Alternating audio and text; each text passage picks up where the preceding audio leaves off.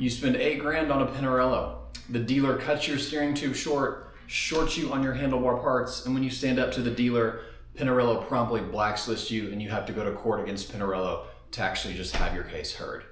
Hey everyone, I'm Taylor with August Cycling. I'm here to do a long-term review of my X7. I bought this bike in April of 2025, so I've owned it for a little bit over a year and a half. I really wanted to do this review for a few different reasons. I think there's not a lot of content out on Pinarello bikes in general, but the few videos that are out there are from people who either are sent bikes, they simply spend a little bit of time with it, send it back and return it, or people that are sponsored by Pinarello. I think there's very little content from people out there that, work a normal job, use their own money to buy it, and have to live with a Pinarello and what it's actually like to own these bikes. And so I want to break it up into two parts. What it's like to own a Pinarello, what this company and this brand are actually like, how they've been in my experience, and then the actual bike itself. I think there's a lot I want to cover in this video. I think regardless of what bike you're looking at from Pinarello, what ultimately happened to me can easily happen to you because of the culture of Pinarello. To me, the kind of rot of this company, there's some big problems there, and just how things work at this company. Just the lack of information. The culture, and what these things ultimately lead to can mean, if you're like me, you may have to go to court over a fork. So let's start with the lack of information. I think starting at the core of it, when you look at their bikes, there's no mechanics manuals, there's no source of truth. There's no information on how many spacers go below the stem. Do you need a spacer above it? Just look across the bike. There's no mechanics manual of what's right, what's wrong, that source of truth. And so there's things like that. Let's look at all the bikes themselves. If you go on their website, they'll tell you what parts come with your bike, but they're not going to tell you what size parts come with your bike. To me, it's kind of funny. It's not funny, but you can almost have a sense of humor about it of, okay, whether you're spending $8,000 or whether you're spending $16,000 on a bicycle, why would we bother to tell you what size parts come with it? Or why would you need to know that? I guess it's just irrelevant. I didn't see it as the red flag that I see it as now. I think it's reflective of the culture at Pinarello. And in my opinion, the cyclist isn't the customer. I've kind of heard them say this to me in roundabout ways, and that if you're not the customer, why do we need to provide you this information? We don't, so we don't.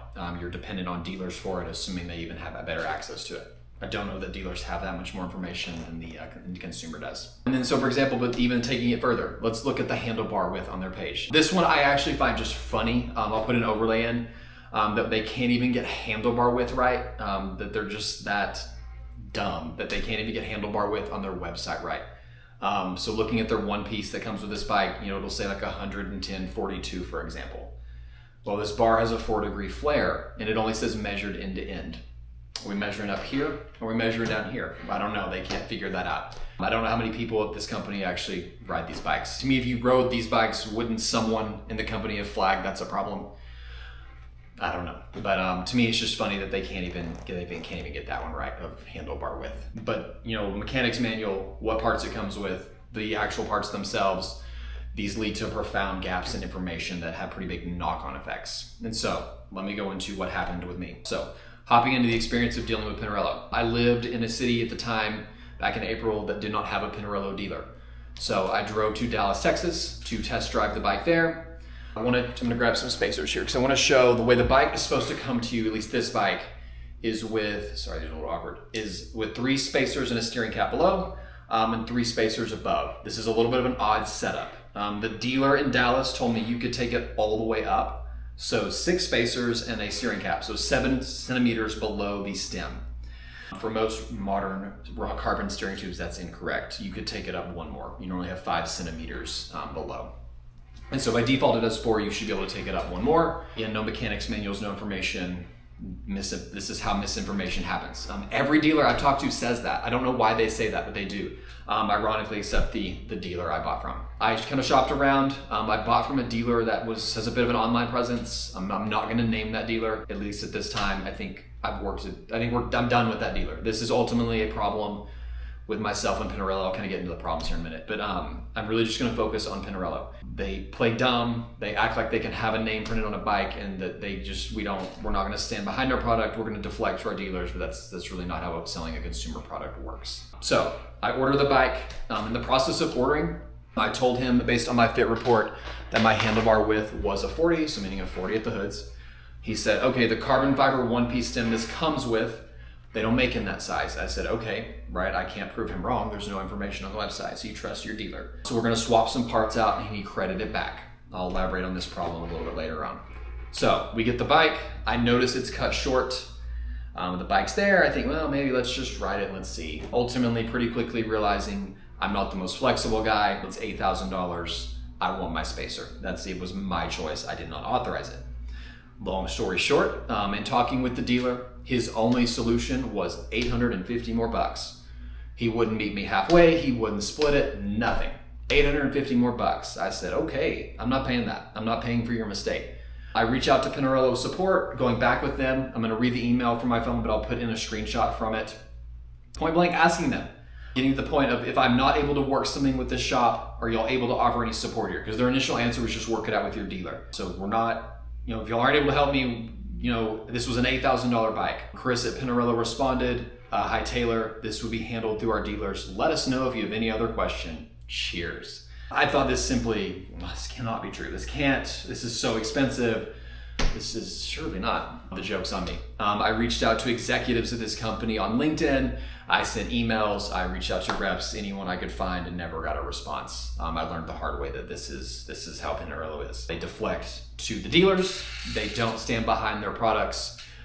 And I thought, okay, I can't work it out with this guy. So if Pinarello's not getting involved, to me this seemed actually fairly easy, as ironic as it sounds. I thought, let's dispute the amount of $850 he quoted for that fork, and I'll just buy it for another one. So we opened the dispute process. I paid in two amounts. I paid $5,000 and $2,900. I opened them both. I closed out the $5,000 in talking with Chase and just focused on pulling the $850 from the $2,900. A couple weeks go by, right? I showed them the email from support. So backing up a little bit, I did confirm with support. I can have one more spacer, and confirming that the dealers in Dallas and others are wrong. You cannot go up to 7 centimeters, but I'm still one short. And so we confirmed that. So I sent all this stuff to Chase, right? There was never an authorized cut of signature. It's a permanent altercation. It's a pretty straightforward case for Chase. And so we win, we get our money, we move on. In my opinion, I'm done. He cut the fork. He made a mistake and didn't stand behind it. I offered to split it in half, and nothing was ever good enough. He wanted more money for his mistake.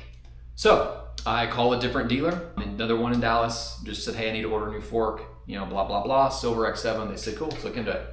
Didn't hear back for a few days. So I call back. They said, point blank, we've been made aware of you. Don't ever call us again. And I just was like, okay, that's a little much. Reached out to Pinarello support. They played dumb. You need to go back to your dealer.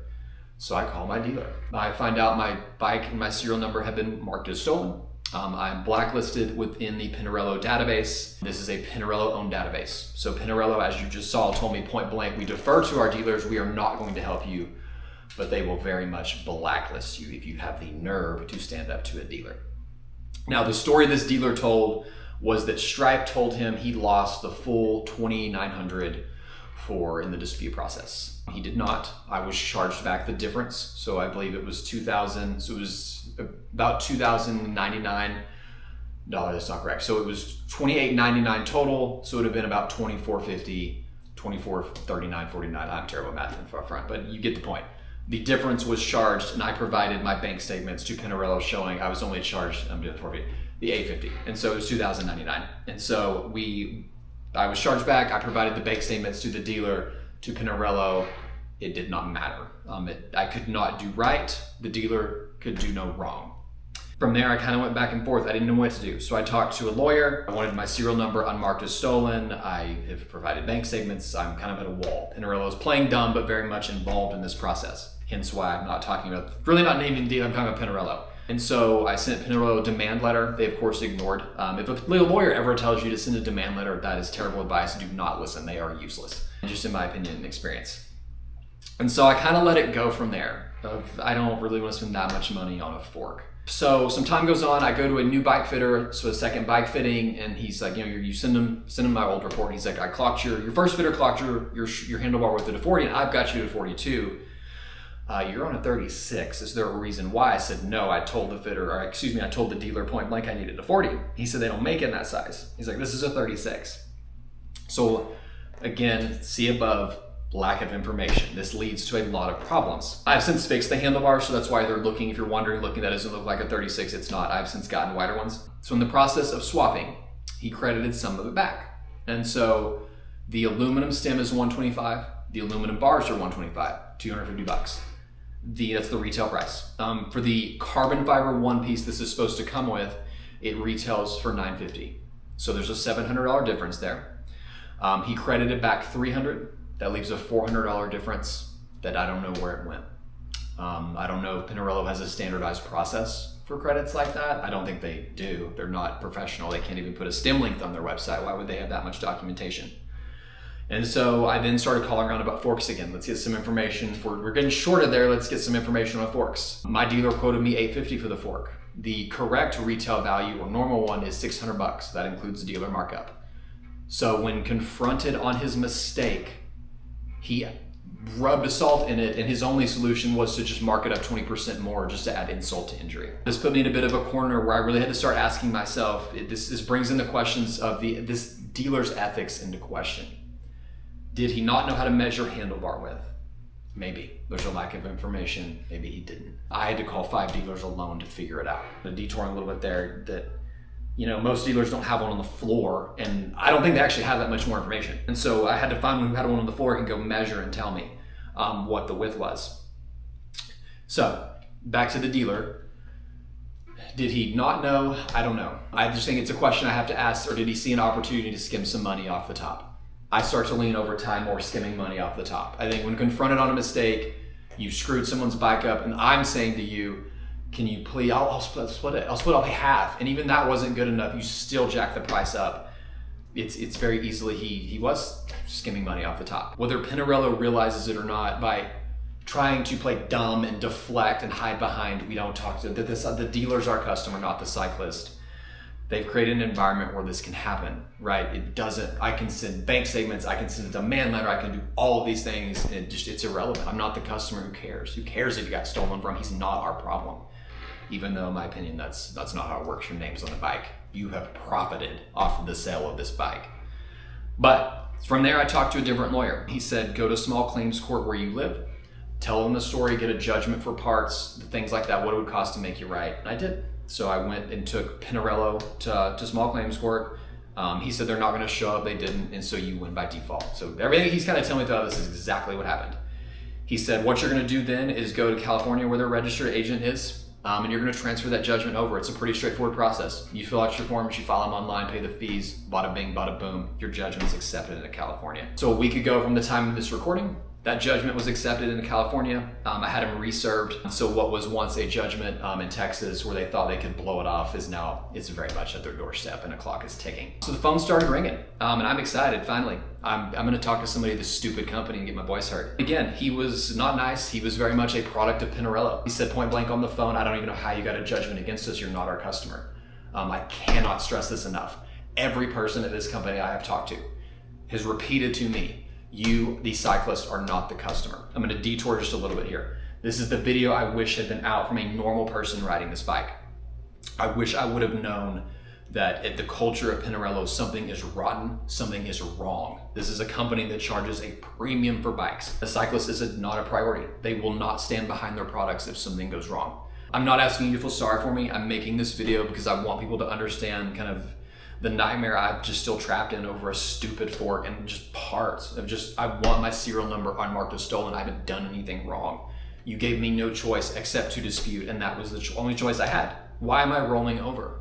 I'm wrong. They took from me. I want to make it right. I bought into, and I get the premium. I bought into the bike. I bought into the name and the brand. I knew what I was paying for the premium. And so I just didn't realize how bad this company is. And so back to the judgment process. Talking to this guy at Pinarello, he radiates to me, you're not the customer. I thought it was kind of funny. I'm like, well, I got it because you just didn't show up. It actually wasn't that hard. Basic documentation. And so he was like, just buy the fork. I'm like, well, can you clarify and actually buy the fork? I'm explaining to him what I'm going on to. And so eventually he gets back on the phone with the warranty department. And so kind of one thread I want to mention throughout this, I should have mentioned earlier, is the warranty department has been the problem the whole time. They're the ones that are managing, at least from my experience, managing that database, the stolen, the story. He starts talking to the warranty department and we go right back to square zero. After all this time, if you ever want to fork again, you're paying the dealer back.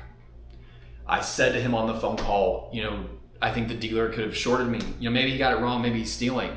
do y'all want to know? No, he point blank said, from the guy from Pinarello. When I said to him, that this dealer may be stealing from your customers, he said it point blank, not our concern. I can't stress to you enough, there's just something wrong at this company. There's just a rot, and I want other cyclists to know. So I'm going back and forth with them, and the whole solution was, despite the judgment sitting on their desk, was if you ever want to fork again, you have to pay. You have to give the $850 back to the dealer. You need to make the dealer whole. So judgments, all of this stuff, and it's still about making the dealer right. It didn't matter if he got stolen. It didn't matter that it was shorted. They do not stand behind their product. They do not care. You're going to have to go to court if it goes wrong. And so the nightmare continues over a stupid fork. And so kind of losing my train of thought here a little bit, but kind of rounding this out I think as cyclists, we all work hard. I didn't think I'd ever own a bike like this. I would see people pass me in a bike like this. Maybe I'll be lucky in one day. I got promoted into a different role at the company I didn't think was possible. My life changed. Sometimes just dumb luck. Life changes, things get better, and we're getting a cool bike. I'd see a funky fork bike go by on the trail, like, man, that's so cool. I didn't think I could be that guy, and I got to be that guy, and it's been a nightmare. And I think as cyclists, we can relate to just the time of the journey. We go on a bike, and you tell a story about your bike and the time you spend with it. And it's just been a nightmare. It's just been a never-ending nightmare of, they gave me no choice to stand, but to just dispute. That was the only choice. We don't get involved. And I did, and I'm a criminal. I'm a horrible person. Your bike is stolen forever. And if you ever want us to help you, you need to pay the dealer back. And so that's the gist of working with Pinarello. Is be very, very careful. I think even if you get along with your dealer, it has to go perfect.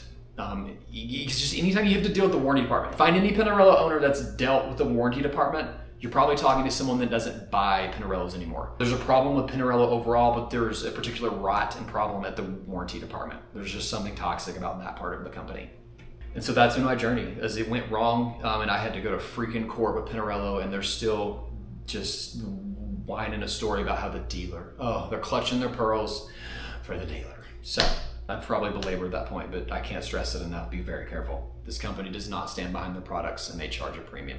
They play dumb even though their name's on the bike, and they're profiting off the process. So with that said, let's hop into the bike itself. You are paying a premium for this product. I think looking at this bike specifically, you're gonna have to ask yourself, is it worth paying $8,200 for Ultegra? I recently bought a Trek Checkpoint. I think it's the SL5, I may be wrong. It's just the SRAM Apex in black, or SRAM Apex drivetrain, the black paint. Spending some time with SRAM, I think you can kind of see where Shimano's a little bit out of date. I think just having the batteries external, hoods are a little bit better. You can just see where Shimano is, they're a little bit behind. It doesn't mean Ultegra's bad. Ultegra is a good drivetrain.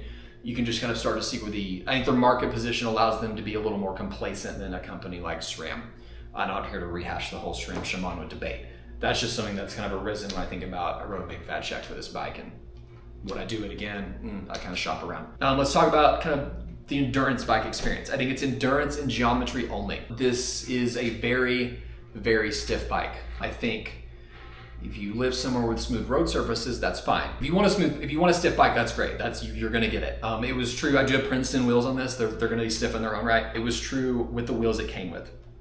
And so I've had tubeless the whole time, so on the wheels it came with, I had just the Pirelli all-road, I think it's the P0 Road tubeless tire. I could be a little wrong in the name there, but it's gonna be a stiff bike with regardless of wheel. Your really only kind of tools to deal with vibration reduction are gonna be your bar tape and tires, and that ain't gonna do much. And so there's times it's like I can almost feel the texture of the road through the bike. So you're gonna pass through it. So if you live somewhere with rough roads, just proceed with caution. Your hands may be pretty numb. It's just you're gonna feel it.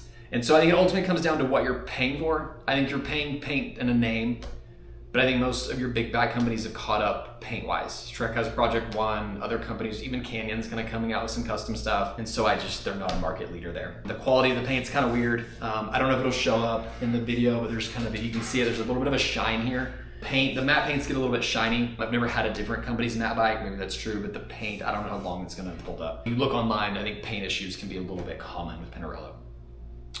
And so you really just have to ask yourself, is the name worth it? Initially, I thought it was. I was excited to try an Italian bike company, and it has bit me in the ass. And so proceed with caution. You just have to ask yourself if all this is worth it.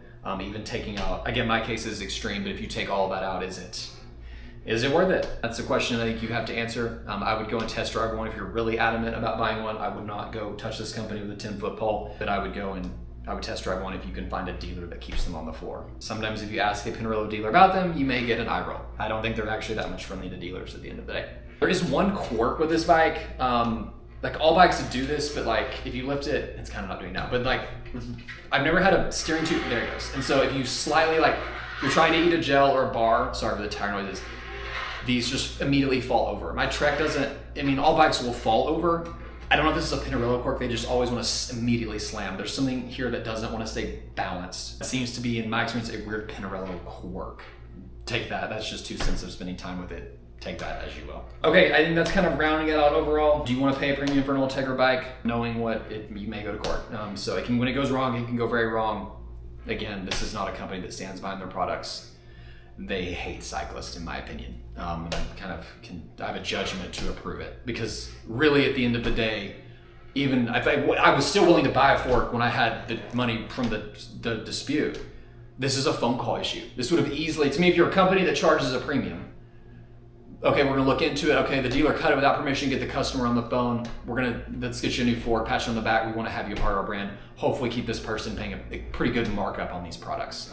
That's just not a Pinarello. And so, either way, I digress. I'm going in circles a bit. But if you've dealt with Pinarello and had experience with them, throw in the comments. I'd love to commiserate with you. If you have any questions about Pinarello, the bike, just any thoughts in general, throw them in the comment section. I'll give them a look over. Happy to respond and answer any questions I can. Thank you all for watching.